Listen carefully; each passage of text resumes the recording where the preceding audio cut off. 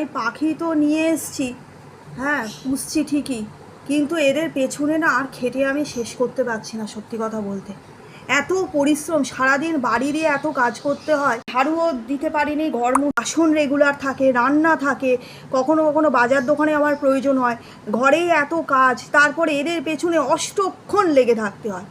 খাবার এত নোংরা করে, একটু বিছানা এনেছি ভালো থাকবে, হাওয়ার নিচে থাকবে বলে এত নোংরা, যেমন বিছানা নোংরা করে, জল উল্টে দেয়, বিছানা মধ্যে জল ফেলে দিচ্ছে, তারপরে মানে এত খাবার নষ্ট করে, তারপরে যে কোনো খাবার দেবো পটি করবে, জলের প্রত্যেক দিন সকালবেলা উঠে দেখবো, রাত্রিবেলা জল পাল্টাই, সকালবেলা উঠে দেখবো জলের মধ্যে পটি করেছে, 5 মিনিট হয়েছে জল পাল্টেছি কি পাল্টায়নি, 5 মিনিট কি 1 মিনিটের মধ্যে কি মানে 30 সেকেন্ডের মধ্যে দেখি আবার পটি করে দিল।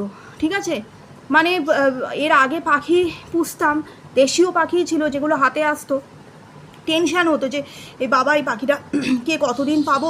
কিছু কিছু পাখি 1-2 দিন থাকতো বা কিছুদিন পরেই হয়তো মানে স্বর্গে চলে যেত, বা থাকতো না, অনেক সময় এরকম হয়ে যেত। কিন্তু সত্যি কথা বলতে এই পাখিগুলো মানে কী বেধড়ক জ্বালায়, মানে বিদেশি পাখি, মানে বিদেশিদের মতো অত্যাচার।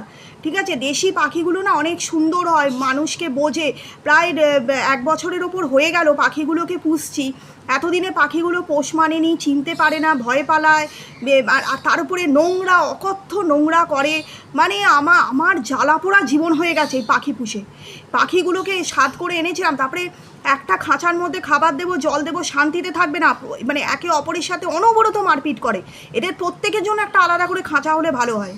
ঠিক আছে, আমি আমার কাছে এতদিন ধরে, এত দীর্ঘ সময় ধরে কোনো পাখি স্টে করতো না খুব একটা, খুব বেশি হলে একটা টিয়া পাখি থাকতো, হয়তো 2-2.5 বছর থাকতো, তারপরে তো কোনো কারণে সে মারা যেত বা উড়ে গেছে।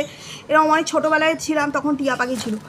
মানে এত অসুবিধে ভুগছি পাখি পুষে, সে বলার কথা না।